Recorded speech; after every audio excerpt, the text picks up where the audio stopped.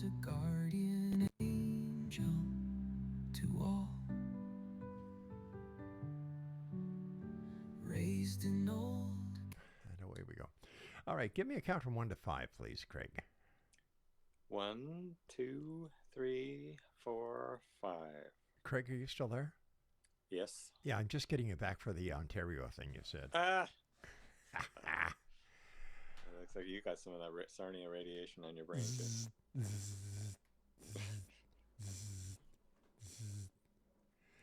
Okay, that's the X zone, the neon sign.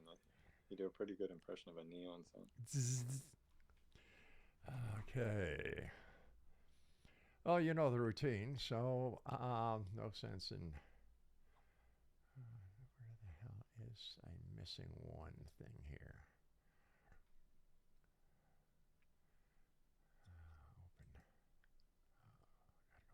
Open.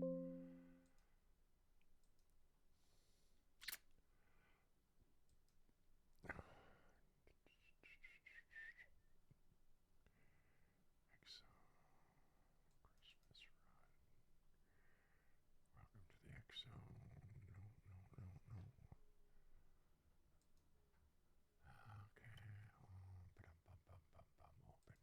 here. And when does it air? It's not live, right? This will air tomorrow night at 10 o'clock. Oh, so you're always like a day ahead. That's a little more peaceful than live. Yeah, because you never know what happens, eh? I tell you. Just see here. Get these weird guests like Craig Webb or who knows. Yeah, he's a real weirdo. It's from the internet. Strange Quebecer. All hit radio. Okay, that's right coming one. Through, Claire. Okay, so we're going to put that. We're just going to leave that there. All hit radio. All right. Okay, yay, we've got everything up and running. Woo-hoo. All right. You just got your sound bites anyway. Pardon? You got your sound bites anyways. On the email I sent you, there's some bumper, but yeah, might be hard to find now. You could search for the title. I think it says helpful information for upcoming show or something. December 28th, I think. I don't have access to the email in the studio. Oh, it's okay. The system did email me and said, see you on the 30th. Yeah. Just give me a second here, buddy. You have to check into that. 1, 2, 3, 4, 5. Can you give me a 1, 2, 3, 4, 5, Craig? 1, 2, 3, 4, 5.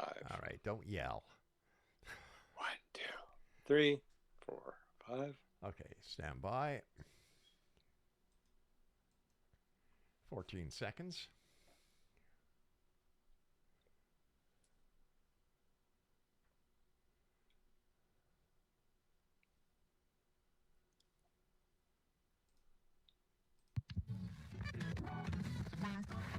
All hit radio.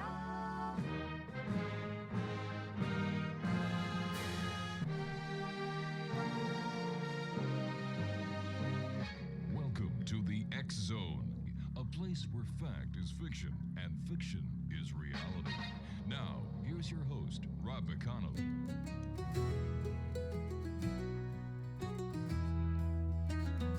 In the heart of the night, where the shadows play, on the X Zone we gather, come what may, with Rob McConnell guiding us through the dark, searching for truth hidden, igniting the spark. Whispers of spirits, both gentle and bold, tales of the ancients in the stories retold.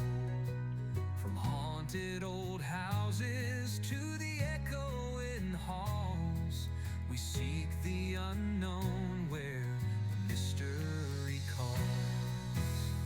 On the X-Zone Radio, where the truth finds a way through the stories of ghosts And good evening, one and all, and welcome back to the X Zone. And to everyone just tuning in, Happy New Year. This is our first show of the new year. And to one and all, I hope that, you had great Christmas holidays and that you fully enjoyed yourself. You ate like crazy, but, here we go, January 2026, and this is when we all start our diets again. And of course, you're listening to us on your hometown radio, Classic 1220, CFAJ AM, right here in St. Catharines, streaming us at classic1220.ca. My guest this hour, Craig Webb. He is a researcher, he is a musician, he is a filmmaker, he is a dream specialist. And Craig, welcome back to the X Zone. Happy New Year to you, my friend, and the very best in the new year. Thank you very much, Rob. I love the new theme music there. You got some custom music for the show. Oh, yeah. We're just getting ready for this brand new season that we're in. And so how are your holidays? How are things in Montreal? Well, I spent a little bit of my pre-holidays actually in Florida, enjoying some of the warmer weather, and that was great. Got to see dolphins pretty much every day. So that's my little break before the break here. But in Montreal, it's great. My family's here, some friends, some holiday cheer, and then lots of snow. We did have a white Christmas. I guess you didn't really get much there, right? No, we didn't get very much here at all, which is really cool because, I don't know, it seems the older you get, the less snow you really want to have to put up with in your life.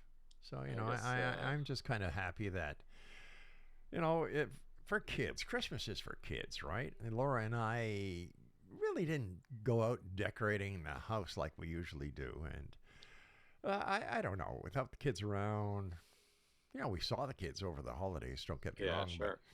But, the tearing up of the presents in the morning, and the excitement, it's just not there without children. Well, do you watch your dreams? It's kind of a topical thing, but Christmas morning or New Year's morning, sometimes there's big sort of trailer kind of style dreams for the year or for the vacation. No. It's been pretty quiet here on the dream front. I've just been super busy getting ready for everything that's going to be new, thrilling, and exciting in this year. Okay. So, by the time I get to bed, I'm just so tired. I crash for 4 or 5 hours, and then my day starts all over again. So, but there you go. Wow. That's life here in the X Zone. Well, when I go to sleep, my day starts, but that's the other me. You know what? That makes a lot of sense because there are those people who actually believe that their reality is in the dream state, and this, what we call reality in our waking hours, is to them the other world. Yeah, imagine when we fall asleep, some part of us, let's say, wakes up and goes, "That was a weird dream." Talking with this guy Rob on the radio, and it could be as much as that. Personally, I think there's more than one station. Obviously, stay tuned to the X Zone. But on the bigger dial of life, there's lots of stations. Life is one, dreams are other. Probably there's deeper states, too. Yeah, quite possible. With everything that's going on in the world today, you've got President Trump who just invaded Venezuela, and now he's talking about invading, Cuba, Colombia, taking over Greenland, and apparently Canada is in his sights as well. And Greenland, right? Yeah, Greenland. Yeah. Wow. How does all this news that we're getting inundated with 724, 365? How does that affect our dream state? Well, we're definitely going to have an emotional carryover from whatever's going on in our life, and some of this news is pretty upsetting, especially for, I guess, Venezuelans, so I can't speak for them or for everybody. But it certainly shows up as kind of like mass media on the inner levels. In other words, a lot of people start dreaming of it when we have big cultural events. And you might be interested, Rob, when there's, let's say, a significantly emotional impact event, like a September 11th, a tidal wave, or something really upsetting with probably unfortunately, a lot of like death. That people dream quite a bit, like a number of people dream such events ahead. So precogs, sort of like Minority Report. Do you remember that film? No, I don't. Tell me about it. Oh, that's a really good one. Wow. If listeners or you haven't seen that, check out Minority Report. I'm dating myself a little because I think it's about 25 years old. But Tom Cruise, I think it might be Spielberg. They worked together and they really wanted to. But it's, in short, it's a super guy who has these precog dreamers who are sort of, I guess, people that have been put into these little baths to optimize their intuition or their dreaming, and they can tune into death so that he can operate a pre-crime division, and they arrest and they stop murders before they happen because they have precogs working for them. Oh, that's I mean, it's cool. very cool, but it's well done. I mean, sci-fi Hollywood, but the actual sort of, I guess, let's say the psychic physics, if you want to say, is actually pretty accurate of how they can tune in and they get little hints. And then I won't ruin the film, but there's a big, they start with 3 precogs and then it sort of ends up as 1 and then 2 others. And there's something very important about sort of all the precogs getting along or not on certain visions. How has the interpretation of dreams changed over the years, Craig? Oh, that's a good one. I don't know if I'm too qualified to answer about that. I can say one interesting fact related to that there has been some research to show that the color dreams, I guess people say technicolor, but be careful a little bit, that's a trademark, has come more commonly in some research that has been done like over, I guess, centuries here. More common since the advent of the television with color. So that's one factor. As for the cultural influences, for sure, that changes the whole dreaming psyche of a nation. Sometimes dreams actually play out most of our daily concerns and most of our things we really wish, example, I guess Second World War, maybe First World War. We can't really talk about all our issues out in public because it could result in being arrested or worse. So a lot of things go under and they pop out in dreams and, of course, nightmares or whatever. Some of the artists, you'd actually be surprised. I updated my book, if you remember, The Dreams Behind the Music. Yeah. And there's a lot of artists in the last 2-3 years, I think since the pandemic, probably had a big influence, who've been having like nightmares, night terrors, and getting huge fan bases based on songs about that. You ever heard of Billie Eilish? No. She's one of the younger crowd here, but 50 billion streams. So that's big, That's quite everybody big, yeah. in the world times, 7 streams per person here. And it's all about nightmares, sleep terror, sleep paralysis. Where do I go when we fall asleep? That's her album. Where do we go when we fall asleep? That's a good question, huh? Yeah. What would you say? What happens after like waking Craig closes his eyes, or waking Rob, let's say? He sleeps. Okay. But does your spirit, your psyche, your consciousness head anywhere? Do you have, you remember dreams and have experiences, so you have some view on it. Yeah, I used to, but like I was saying earlier in this segment, because of the amount of work that we are undergoing here at REL-MAR, not only with our radio division, our publishing division, our digital division, but our radio division and the growth of the radio network. By the time I get home, I'm just so pooped. I just lay down and crash for 4 or 5 hours, and then it's up again, take the dog out for the walk, have my coffee, and back to the work. Well, let's work with that because a lot of people will have that same challenge, or they just don't really realize that there could be value in getting kind of what I call the download or the harvest from the night dreams. But do you ever fall asleep, let's say working on a problem, a business problem, client relationship problem or anything, and then wake up with the answer, sort of sleep on it? Because even that is dreams percolating into our thoughts just when we wake up. I used to, Craig. I used to, but those days are gone. Well, maybe I'm going to take tonight an incubator or sleep on how to get Rob a little bit more spaciousness. No, there's a great idea. Listen, Craig, has anyone ever connected with a dead person through dreams? Oh, thanks. Well, I think most people will say yes to that if we say in the general sense, because about 80-90% of people have dreams with the departed. So that's probably, if you kind of tune into all variations of it, the most widely worldwide theme. Even though I know before, 5 or 10 years ago, I said flying was the biggest. Actually, departed is bigger if you take the variations. So that's a general statistic about people who remember dreams. 90% or so have dreams of the departed. But an interesting personal story is my recent whole film, as one example among many others, like all these artists who write the nightmare songs or whatever, and dreams of bandmates who come to them. I dreamt of my deceased dad when I was, having a really tough time after he passed on, maybe 4 years ago, just before COVID, or actually at the start of COVID. And, really tough time, but I guess the dream came and he said, let's go catch some big fish. And obviously I work with dreams, so I noted the dream, but I didn't really have a rod. I was in Hawaii, but I wasn't going to go deep sea fishing. I didn't know. I left it in the kind of inbox that day, but later in the day, I was out just practicing with my new drone, and I saw the whale spout out over in front of Kihei, actually, which I think you know about. Yeah. A huge spume from I think it's what's the whales there, the humpbacks. Maybe about 2 kilometers out, and then the dream came right at that moment. I remembered it. Oh, catch big fish on video, not just like with a line, you know. And then I, had to face a little fear barrier. Long story short, I flew my drone out about 1 kilometer or 2, got some amazing footage of whales. You know, it could have turned into a submarine, or I could have had the wind change or something bad and lost $500. But in this case, I got amazing footage that led to this film that I think, Be Living in the Ocean. It's not available publicly yet, but it's gotten about 20 awards and festivals. In fact, in LA recently, just before Christmas in Hollywood, it actually won the Grand Jury Award and beat out 200 plus films for the whole festival. So I was like, wow, there's some kind of intrinsic, usually I think a gift is one way to say it, or let's say value to when a deceased visits us, if we act on it, if we take the advice. And in this case, I was lucky enough to sort of download the dream, act on it, and it seems to be touching people. Craig, what's the website listeners can check out all that you do? Oh, sure.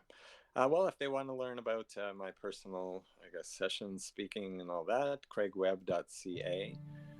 If they want to see more artist site, edutainer.ca, and the book, dreamsbehindthemusic.com. Craig and I will be back on the other side of this break as the X Zone continues with yours truly, Rob McConnell, from our broadcast center and studios in St. Catharines, Ontario, Canada. And you're listening to us on the Talkstar Radio Network, Mutual Broadcast Network, the X Zone Broadcast Network, and of course on your hometown radio, Classic 1220, CFAJ AM, streaming us right here in St. Catharines on classic1220.ca. With a haunting melody, the air begins to thrum, an echo of the wonders that from beyond have come. Celestial encounter as the stars align, a tapestry of wonders woven through space and time. From the void of darkness, a chorus sings so bright, mysteries unfolding in the velvet night.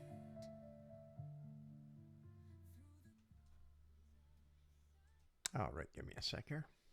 Wow, I like that. Thank you. Are you commissioning artists, or No, I wrote how do you them. get that?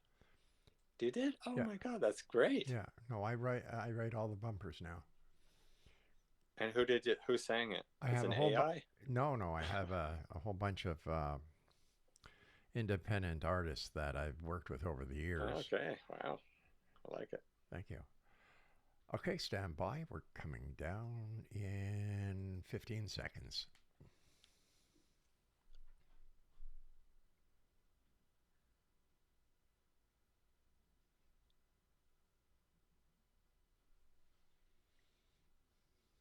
Give me a sec here.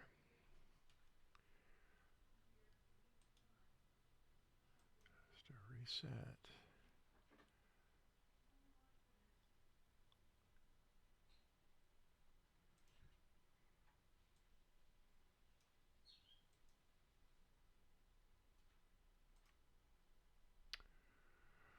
Okay, here we go, 15 seconds.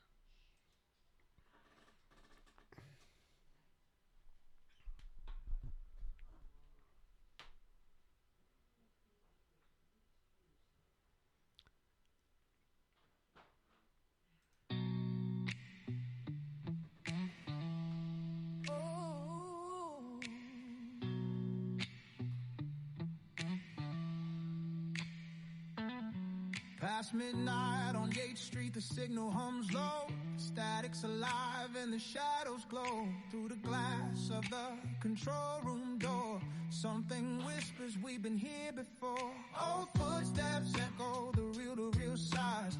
The red on air, light flickers and dies. Through the hallway, a chill creeps deep. CKTB never sleeps. Ghosts on Yates Street, calling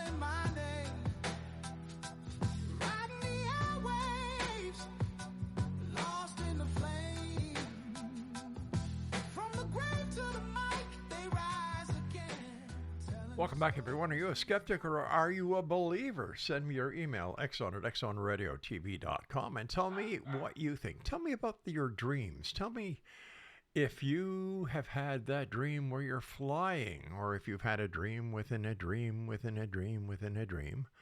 Or how about that dream where you're standing in front of a group of people and you're bare naked?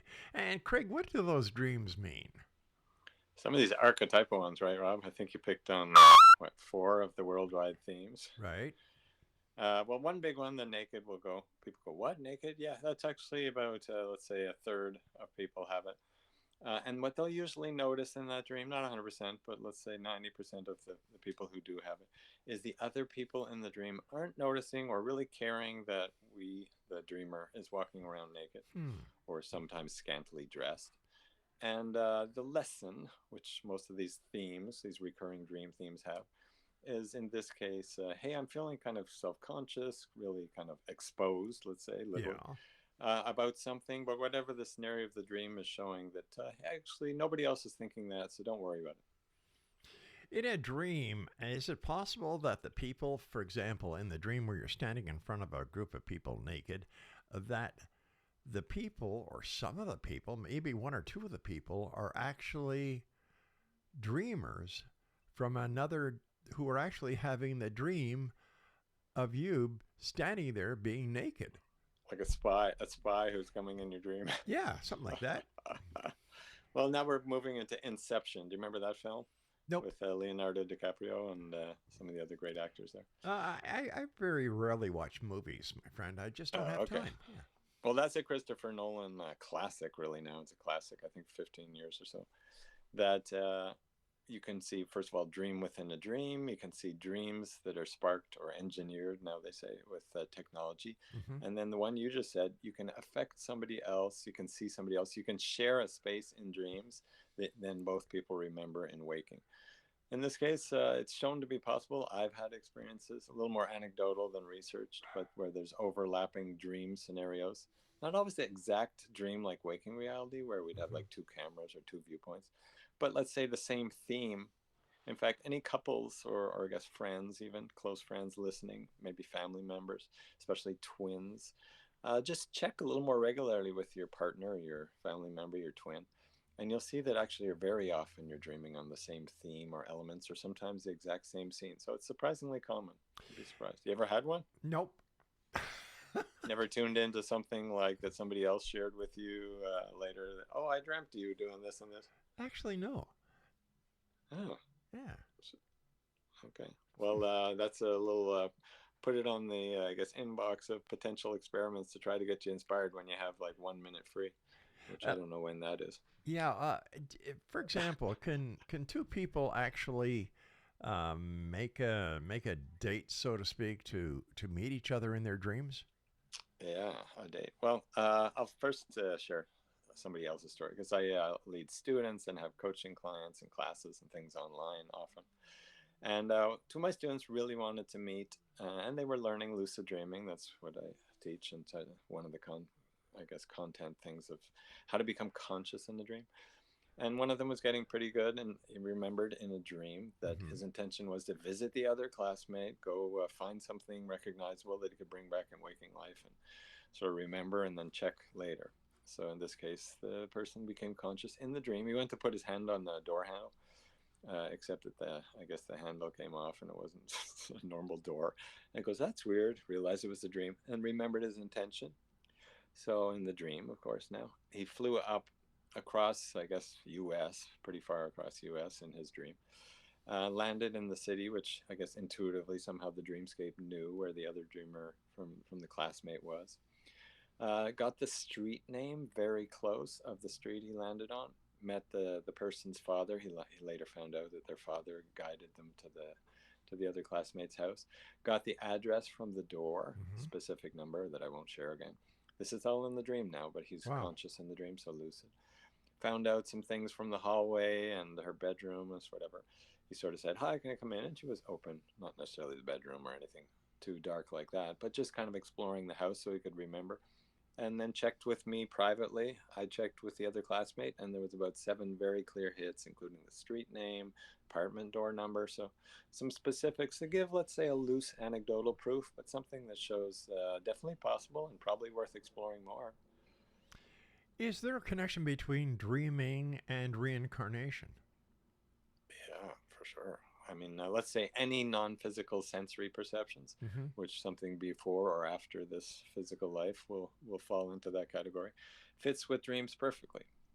There's some actual really great videos. I think James Leninger is one of my favorites because it's documented by ABC, the news station ABC. And James Leninger, you can search YouTube, was a young, I guess, few years, 2, 3, 4, 5-year-old who kept dreaming of these like World War II planes. He named the Mm-hmm. plane a Corsair. He named Iwo Jima. He got very clear specifics of where he dreamt of his plane going down. Japs shot me down. Very, very clear specifics in his dreams and nightmares, I guess.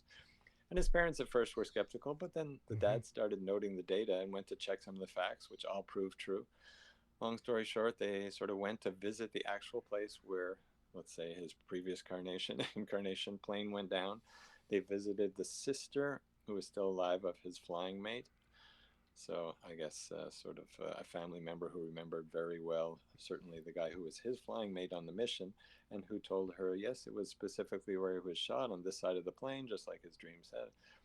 So many specifics that just kind of say, okay, it's anecdotal because Mm-hmm. they're always going to be told. These stories are going to be told from someone who wakes up from a dream. It's a bit hard to actually like get images out of our head. But once you get enough anecdotes and statistics and some real specifics, you start to say, hey, this is worth checking out. And yes, it's possible, I guess. Other incarnations bleeding through, especially when we're young, first few years of life. And I believe night terrors from some of the children can be that too. Sort of like past life deaths or really strong traumas that sort of push through into this life a bit.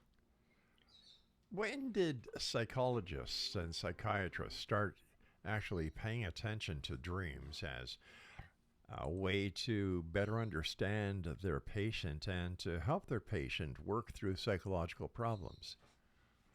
Well, we got the more Western recognized Freud, Jung, Fritz Perls, and Mm-hmm. some of the, I guess, early 1900s crowd. But for millennia, in fact, probably since the dawn of time, really like caveman style, all the shamans, which might be called from their society or tribe, they're called the psychologists of the society. We're working with dreams. In fact, it would be natural for someone to come to the shaman to ask them what the dream means, what should they do about it, and take very practical, real world actions. It's a little bit lost now, but there's still some societies that act regularly, daily almost, on their dreams and share them. For us in the West, I guess Freud's publication in 1901 of The Interpretation of Dreams sort of moved it a little bit into the science of, hey, this is something we can study, we can look at statistically, we can analyze, it's good for psychoanalysis, etc. Then Jung came along and many others that start to show. And then we had the EEGs, the sleep lab recordings, which can show when we dream, and you can wake people up after REM cycles, and you can actually prove that there's this experience going on at certain times in certain phases of sleep and stuff. So that kind of ties into the Western version of how to understand how it could be helpful for people. What happens if a person just doesn't dream? Are there any psychological problems that they can develop? All right, I'm going to put a little mirror on that one and ask you, what if Rob's so busy with the show that he doesn't get a chance to dream? Is that good or? Well, just because I don't remember the dream doesn't mean that I don't have one, does it? Right, very good. So when people say I, kind of in quotes there, I Uh huh. don't dream, really they're saying that the waking part of me doesn't remember what the deeper part of me is experiencing at night, usually during sleep, but sometimes half awake states, creative states, daydreams on the Mm-hmm. bus or whatever. So those states might be forgotten quickly, but they're definitely happening. If we put electrodes and wake like Rob up after his 2 a.m. X zone shift, then we'll see that probably he has a little dreamlet there. I mean, he says, let me go back to sleep. So the experiences are coming for sure. But what would happen if someone just did not dream? You brought them to the sleep lab and you put the sensors on them, and You're watching them all night long, nothing. Yeah, And then yeah. you say, well, you know what? Maybe this is just an off one. Let's try it again. And again, in the sleep lab, this person has no dream activity. That's a very good one. Well, there's one of my colleagues, I think Jim Pagel, actually found that when they really, really looked at it, there was about 1% of people who, even with sleep lab awakenings right after like a REM period, a rapid eye movement period, which should be a visual dream, woke up and had zero recall. And then they said, okay, there's sort of one fraction of a percent of people who actually don't remember, but we can't prove for a fact that they're not having experience. They just don't have any connection to the memory of that. And then there's a little more known statistically, and this is unfortunately a lot more common, but if we have a bottle in front of me or a frontal lobotomy, in other words, if we have brain damage or brain surgery or lots of alcohol, we actually limit or completely remove dreams, depending what part of the brain's affected. So it can be physiological too. So the dreaming muscle, let's say the dreaming activity is kind of limited from physiological or I guess for chemical, food, alcohol purposes, or certain medications too. People who are put into medical comas, do they dream? That's a good one. Well, I gave a talk for the World Palliative Care Conference, and some of these things are just anecdotal, because the medical coma patient are a bit tough. Sometimes they tell stories after. I think there's a great book now. I'm trying to remember something, Proof of Heaven, for one of my colleagues who I speak beside, who had a huge, long, like weeks long kind of dream when he was in a coma, medical coma, and shared the experience happened while he was asleep. In other words, he remembered it after, not exactly asleep, but I guess completely comatose. So that's an anecdotal, and certainly there's a medical person, which I gave in this, I described in the talk I gave for the World Palliative Care Conference, where the nurse decided after I think about 6 months of one of the patients being in coma, she was a little more shamanic, let's say, believed in some of these things. And Craig, we're going to have to take a break. We're going to have a cliffhanger sure. here. Exo Nation. Maybe Craig after Webb break. is our special guest. And we'll continue this story on the other side of this break as the Exxon continues with yours truly, Rob McConnell, from our broadcast center and studio right here in St. Catharines, Ontario. And you're listening to us on the Talkstar Radio Network, Mutual Broadcast Network, Exxon Broadcast Network, and on your hometown radio, Classic 1220, CFAJ AM, right here in St. Catharines, Ontario, streaming us at classic1220.ca.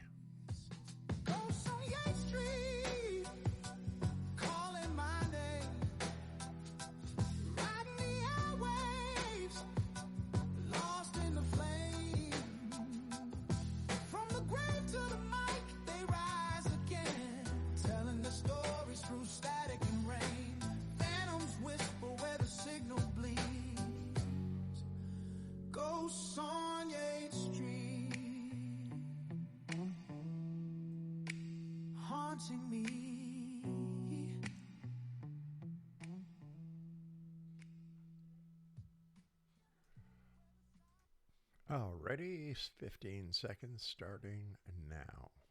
Whoops. Craig, once again, what's your website, buddy? A good one is dreamsbehindthemusic.com. They can reach me, and that's the book. Okay, just so you can a piece of paper here. Throw that in at the end or something. Or you can ask me, and I'll spout them out. Oh, yeah, okay, we'll do that. Sorry, I got a little long-winded right at the end there. No, but we could take that as a sort of tease for the next Sure, no problem. Stand by. 15 seconds.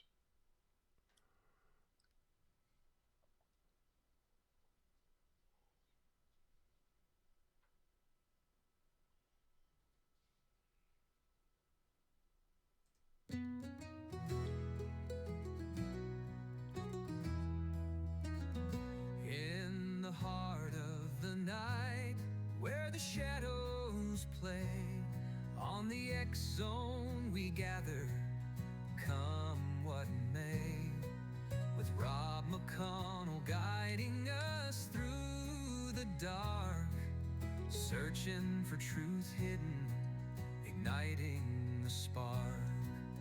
Whispers of spirits, both gentle and bold, tales of the ancients in the stories retold, from haunted old houses to the echoing halls, we seek the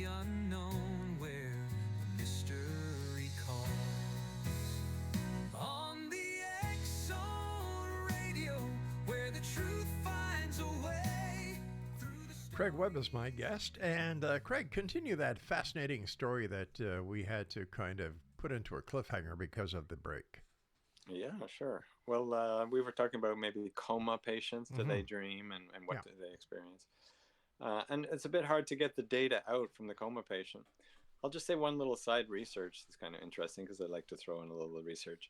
There's been a few studies now where I guess, an AI kind of bot or program goes through a huge number of videos, that's how they train the AIs, and that they matched it up. The videos matched up with EEG, or let's say brain activity recordings, usually from the visual portion, the back of the head, and that you can start to get like sort of like a very weak, not high def yet, but a Mm-hmm. weak video out jack. You can start to see some of the images because they sort of correlated the brain activity with the actual, I guess, images that the dreamer was dreaming. So you can kind of see somebody's dream either in real time or after.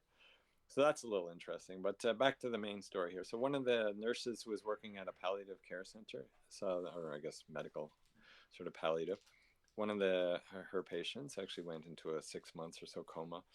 And eventually, they are trying to decide, the family, do we remove the life support? Mm-hmm. What's the choice? They didn't really give a clear, I guess, will, last testament before they went in. So the nurse, who was a little more shamanic, decided to go into kind of a deep meditation, let's say a shamanic journey, Mm-hmm. kind of intentional dream, and managed to meet up, in her words, with the patient, with the being or the spirit or the subconscious of the person who was in the coma in physical life, and said, "Hey," the person said, "Hey, where is everybody? They stopped coming." And the nurse, in the dream, or I guess the coma vision, the nurse said, "Well, they did come for a while, but it's been 6 months that you've been really just lying there." And the person said, "Oh, well, I really would like to see so and so and so and so." And actually, the nurse took notes of a list of about, I think, 8 to 10 people. Woke up, and that she called up family, friends, and whoever, and asked for those 8 to 10 people to come specifically by name. And then I think it was 2 days later, after they had visited, the patient passed on peacefully, even though they never woke from the coma. So a bit tough to prove, but interesting that after 6 months, all of a sudden they were done.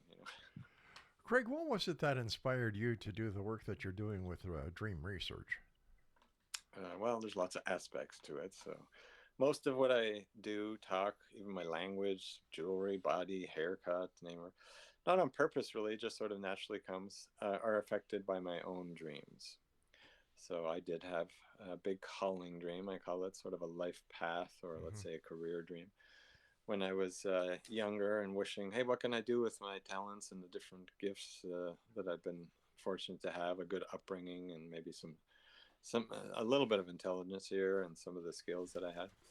And I had a big vision, calling dream of I could be speaking, writing, and then later sort of sharing artistically, music and film, about some of the truths that I've experienced, some of the research data, some of the valuable things that can help people. I can share and express it through talks, music, film. And I guess that's the calling that led me on. There's lots of little stories and steps between now and then. That was kind of the seed. An interesting one, but Rob, I'll just throw it in because it's the same story, so it's not just Craig Webb's story here. In my recent book edition, which I just updated for 2026, I learned that Joni Mitchell had the same, very close, similar kind of calling dream. She saw herself beautifully, like making music, this incredible music like Rachmaninoff, in a film that she knew, and it would really touch people's emotions. They'd be super happy and really moved.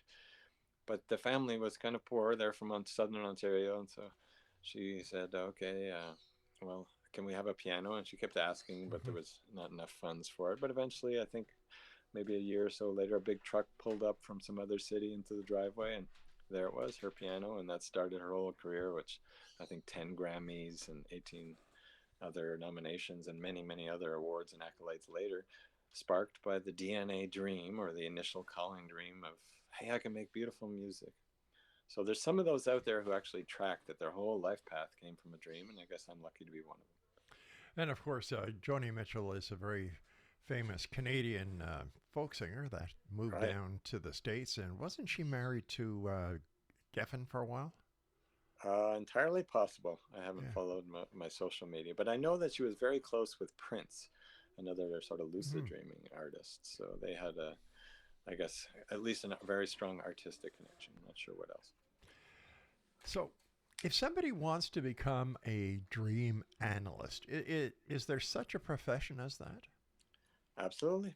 I mean, there's right out of like the medical, psychoanalysis. Mm-hmm. You can go to the medical, almost even like medication routes. You could become more of a psychologist, in which case you'll be sort of working with, I guess, the emotional elements, which sometimes they can also have a little more medical knowledge. Or you could just become, let's say, more of a explorer, practitioner of helping people with their dreams, leading classes, which there's a number of universities now that offer Mm-hmm. sort of degrees with that. And then what I encourage is actually everybody's kind of a dream expert because we all get our own dreams privately. And our intuition is the same as sort of the dream channel. So we can kind of intuit what the dreams start to mean with a little bit of reading, a little practice. And everybody could be a pretty good sort of analyst or expert for their own dreams, their family maybe. There's a lot of different dream books out there. And as a dream expert, in your opinion, are those books any do they do they hold any value? Yeah, well, certainly any creative work has value for the person who had the process of creating it. So I'll never knock anything. But I think like websites or like many of the emails we Mm-hmm. get or anything else in life, there's so many gradations and levels. Some books are real watershed, like Freud's interpretation of dreams, which I don't agree with all the content, but boy, he really broke ground back in 1900s when nobody was talking about it, and really he was sort of risking his reputation a little bit to go out on a ledge and talk about these crazy experiences people had could be valuable for psychoanalysis. And then there's some more recent ones, medical books, the discovery of lucid dreaming, and books about that by one of my mentors, Stephen LaBerge at Stanford, was a huge breakthrough for people having conscious dreams. Ooh. Patricia Garfield, I'm sure many of the listeners know Creative Dreaming, a really close friend of mine, a wonderful woman who's passed on now. But that's, I think, still selling quite a few copies. It really encouraged people to do what I think Richard Wagner back in the 1800s called dream interpretation. But we use the word pretty differently now. Back then, excuse me, he meant interpretation in an artistic sense. So he would create kind of operas and poetry and I guess stage plays from the interpretation, artistic representation of his dreams. And Patricia's book really helped with sort of bridging the science interpret. So those are a few big ones. If people want to check them out, there's a whole list on the website or that I can refer to if people want to see specific categories of what might be a good author. So, when Craig Webb has a dream, how do you analyze your dreams? Oh, that's a good one. So I'll sort of segue a little bit into how universal principles that I use Okay. can be used by anybody, and it's students of mine, and I guess different feedback from books and things Mm-hmm. I've had really good success with. Personally, the number one thing I do is I befriend dreams, which sounds like a very vague or non-scientific technique, and I do have a degree in physics. But friendship, or let's say a relationship with, is something that's going to last over time. And by the way, it's probably the most important friend in our life that's going to be there when all the other people come and go, our deeper subconscious. Mm-hmm. And that way, we're not trying to control the heck out of them. And we're also not ignoring them. If the dream comes calling like a loud nightmare or a vision dream or something important, we don't just ignore it. So a friendship can grow into, let's say, understanding how that part of us works if we start watching our dreams. I would say another way that I do it, and many people do, is just catch the first waking thought. I use the word thought in, I guess, parentheses or quotes there. But the very first kind of, let's say, thought might not be visual, could even be like a little melody or a sensation in our body. But that first thing that comes right as we wake up, it could be something like, the minutes or the action item from the whole night's dreaming. And if we just follow or contemplate or maybe act on that thought, we can usually get some of the gifts from our dreams. Otherwise, there's lots of great books, or start working with a group. Start, taking some classes with people who've gone that route quite a bit, or Mm-hmm. practice with a shaman. Many shamans are very good at interpreting or at least connecting people with that level of their awareness. So there's lots of different routes for different people. How long do dreams last? Do they actually last the length of the dream in real time, or is it just a moment in time that we are able to stretch out the time space continuum when we dream? That's a physics question there. I like it. How would you answer it from your experience? Because I've got the science and then the subjective. I would have to say that I'm not a physicist. So, taking it from a layman's point of view, I would say that the length of the dream that we have is equal to the actual time that we would spend in our waking time having that dream. Yeah, well, depending sort of what you mean by length. So that's what I meant by science, or sort of measured EEG kind of physical proof, or subjective. Because dreams are a huge subjective emotional experience. You know, maybe in one dream it was sort of like a movie scene. Cut to 4 years later, now I'm with dad who's 7 years, 4 years older. So the subjective experience could be much longer than the actual dream itself, right? Just like a film. 4 years might pass in the film, or 4 years might pass in the dream. An interesting little side study that I did with a database of, I think, 10,000 dreams. So a huge, huge amount. That many of the dreams had a dreamer estimated time of what the duration was, which was just a guess after awakening. But with a 10,000 number, that starts to get a little accurate. The average time of a dream was 4.2 minutes. Wow. Which is interesting. And I later found out this very strange connection, which I had no idea doing the research, that the average YouTube video of, I guess, the most successful YouTube videos, but maybe all videos, I don't know. But I think the ones that really get traction or traffic was about 4.2 minutes, which I thought, that's strange. So people's attention span is about the length of the average shortest dream. That's interesting. Craig Webb. Yeah. Craig Webb is our special guest, and we're talking about dreams this hour here in the X Zone. Craig West, who is my producer, is somewhere down south, I believe. Knowing Craig, he's got good. something to do with the events in Venezuela. So I keep on watching CNN from our studio monitors here, and I don't know. For some reason, I think that one of these times I'm going to look up and I'm going to see Craig waving at us as he's hauled off by the military. Yeah. Oh boy. Yeah. Hope he's okay. Well, Craig East wishes him well down there, and I'll watch your dreams in case dreams can be very protective. Stand by, Craig. We've got to take our final break. This is the X Zone. I'm Rob McConnell. We'll be back as we wrap up this hour from our broadcast center and studios in St. Catharines. Don't go away. On the X-Zone Radio, where the truth finds a way through the stories of ghosts that wander and sway, inviting the seekers, the wise and the brave. Join us each episode, let the curious say. All right, this is the final segment, my friend. As always, thanks very much for joining us. Yeah, I'm glad it worked out, and I guess season's greetings. I guess at least a very amazing year to Laura too. All right, I will. Stand by. Here we go. 15 seconds.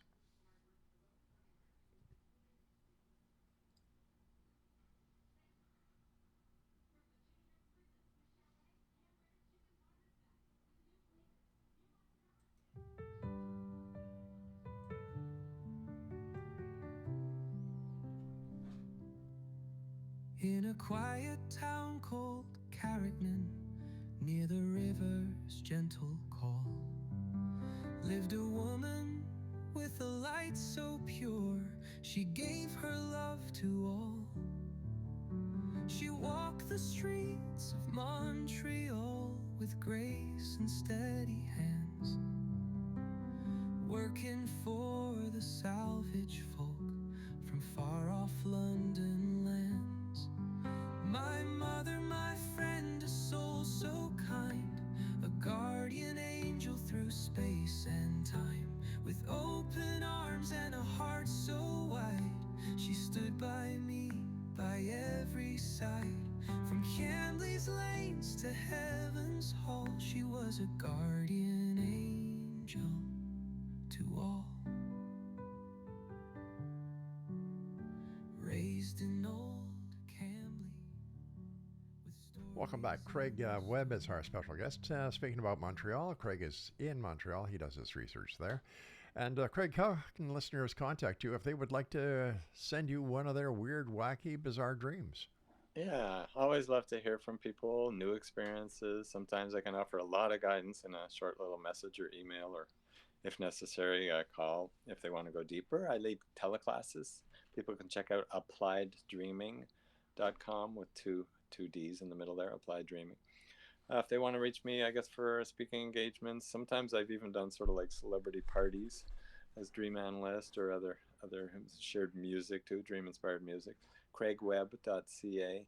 And I guess the way that I most serve many people is through my book, The Dreams Behind the Music, 200 top artists who actually dreamt many of their biggest hits. I'm sure the listeners know many. Dreamsbehindthemusic.com is that website.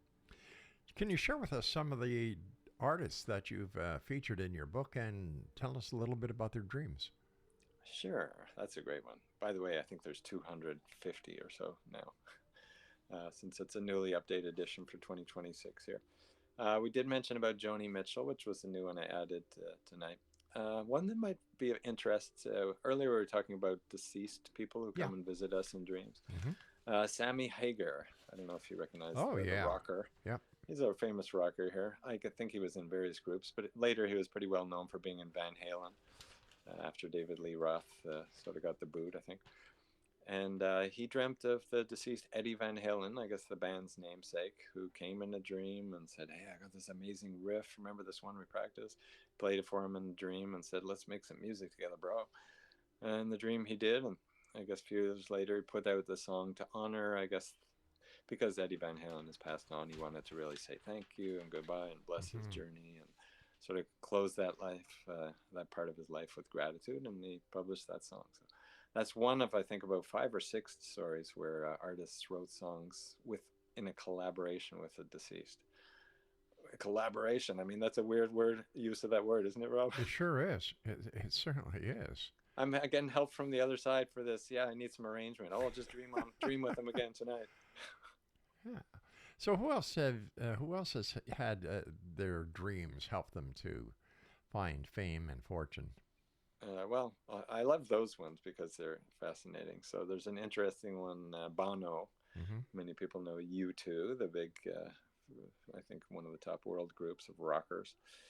Actually dreamt this very interesting little riff, Mystery Girl, she's a mystery to me. And it was just before a big concert by U2 at the Wembley Arena, I guess in UK there. And he kind of half awake, half asleep said, oh, that sounds like Orbison, Orbisonic. Mm-hmm. He's kind of noted it. They really note their dreams, U2 does, because they do write songs from me. Woke up and said, oh, there must be Roy Orbison on the album that I had playing like in the background while I was sleeping. And he did see the song In Dreams on that album. It was the Blue Velvet soundtrack for the David Lynch movie. But he didn't see anything Mystery Girl. And I go, oh, it sounded like Orbison. Anyways, he started writing a bit. That day they went and the band did a sound check and he showed the guys, hey, there's this interesting little melody. I think maybe I wrote it in my dreams. Does this sound like Orbison? Bandmate said, oh, I don't know, it sounds pretty good. And then at the end, after the show, there's a knock on the door. He's still working on the song, believe it or not, after the concert. Bono. Right. And the knock is says there's a security guard, brings him in. He goes, Mr. Orbison wants to speak to you. Bono never met him, didn't know he was in UK, certainly didn't know he was at the concert. And he came in and said, good evening, gents. He had that quiet voice. The show was great. I really liked it. Can't say why I liked it, but I liked it. By the way, do you have a song for me? That was like the third thing out of his mouth. And Bono says, well, I guess I do. And the guys in the band are saying, oh, you're Josh. Long story short, he wrote and composed the song with The Edge. And actually, it was recently in the soundtrack for Aquaman movie, wow. Marvel. So there's a little story behind the Aquaman love theme was Mystery Girl, which sort of Bono and Orbison sort of wrote it, I guess, in the other levels. Unreal. Wow. So dreams really do come true. Well, when we act on them. So that kind of leads me to, I guess, my little soapbox here. Okay. I encourage people, not just what do dreams mean. It's a good question, but it's getting a little dated with kind of the intellectual analysis of dreams. It's okay. That's kind of one aspect of dreams, understanding it. But I encourage people to ask, hey, what is my dream, or what do dreams want? We have these dreams for our life, like our wishes and our career, but we also have private, personal dreams we wake up with in the morning. And when we act on them, those inner, I guess, gifts, dreams, wishes, sometimes intuitions that can really help people, they come true, they come physical, and they can help people become inventions, songs, movies, like my film, or like James Cameron, a colleague who I spoke to, and I got him on a big radio show. And he said, yeah, Avatar, the, I guess, worldwide number one selling film of all time, came from two dreams. One from his mom. She dreamt of tall blue warrior people in this alien landscape, and he thought that was really cool. And then he had a dream about sort of this bioluminescent river and glowing forest and glowing lake. And so he says, wow, I'm going to make this film. And so I guess he had success. So it came true. Avatar. Have you seen the new Avatar, by the way? I have not. It's in theaters now. I should check it out. The Ashes and Snow, is that the one? Or Fire and Ashes? Ashes and Fire. That's it. Yeah, I've heard a lot of mixed reviews. It's either you love it or you hate it. Have you? No, no, I haven't. I'm just going to wait until it comes out on DVD. I saw the trailer. Yeah. DVD. Oh wow, that's like dating ourselves here. DVD. Does anybody do that anymore? You have a DVD player, Rob? I sure do. Okay, good. I'm joking a little bit here because I use the analogy of a darn valuable dream. Let's start become lucid and edit our DVD. But most of the stuff nowadays is streaming, StreamYard, and all these kind of things. How can people best prepare themselves to have a good dream? Oh, very good question. And in fact, I think another soapbox moment here. So we have waking hygiene, like when we wake up for our day. Right. Often we comb the hair, dress nicely, hopefully shower or clean or put on perfume or eye makeups or whatever we do. But we prepare to go out into society and we have a whole ritual. But most people, or many people anyways, have no kind of ritual or respect or don't think it's important to prepare for like meeting our subconscious, maybe meeting other people on the inner net, like the internet, but the inside net of dreams. And that we go to sleep with all our mind all over the place or stressing about something or just, no intention or a huge pizza just, 2 minutes before we go to bed. So I encourage people to kind of get a quiet state. Think of it like meeting somebody pretty important. Have an intention maybe. Do you want to dream on a topic or a question you want answered? Or do you want to just have like a really rich creative state? So maybe you get a musical inspiration or an idea for the family party or something. And that state and that intention will work wonders for really, really moving forward. Some enriching life waking moments.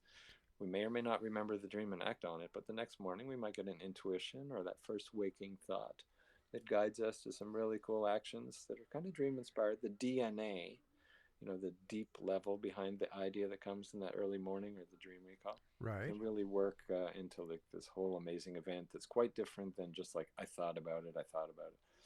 No, it comes from a deeper intuitive level and it usually helps people. Is there any specific time of the night when people, dream more than others? Well, there are sleep cycles. There's circadian rhythms. The lab's research shows that. They're not perfectly matched to everybody on every night. So there's trends, let's say. Usually about every 90 minutes, we'll have a cycle. And during the 90 minutes, there's different stages and states. Sometimes, you have that just falling asleep. You ever had that, Rob, where you're sort of like, you come too quickly or you shake or you feel like you were falling or you jump a little bit when you're falling asleep? Yeah, that I've had. Yeah, so that's usually what they call the hypnopompic or just falling into sleep. Hypnagogic is, I guess, falling into sleep. Hypnopompic is just after Isn't hypnagogic the old hag syndrome? No, that could be. It's related paralysis? in the way that there's an experience going on when we're sort of half awake. But hypnagogic is usually referred to as the little visions before dreams. Some of the artists, like example, Robert Louis Stevenson, the big writer, I guess, Dr. Jekyll, Mr. Hyde, many other. I think he was also a musician. He's in my book. But anyway, he would get his inspirations from the little brownies, he called them, who would sort of meet him just at the start of sleep. But for most people, that's usually short, not too remembered. The dreams we remember are usually towards the end of each 90-minute cycle, and we call it the REM, R-E-M, rapid eye movement, the visual dreams. And those periods of REM, or I guess visual dreaming, they lengthen throughout the night. So usually the best dreams, to answer your original question, or the most easy dreams to recall are the ones during the early morning or actually right near waking, because we probably have about like 20 to 30 minutes of REM and lots of lots of things going on in our emotions and stuff. And also our waking and dreaming minds are very close together, so the recall should be a little better. So just try to catch that last dream you wake up with. Usually it's a bit of an action item. What did this dream want is a good question when you wake up with that. I had a friend who would actually fall asleep with the television on, and he could enter a dream state of that television program. Oh, okay. So he kind of dreamt into the scenario on Yeah. the TV. Yeah.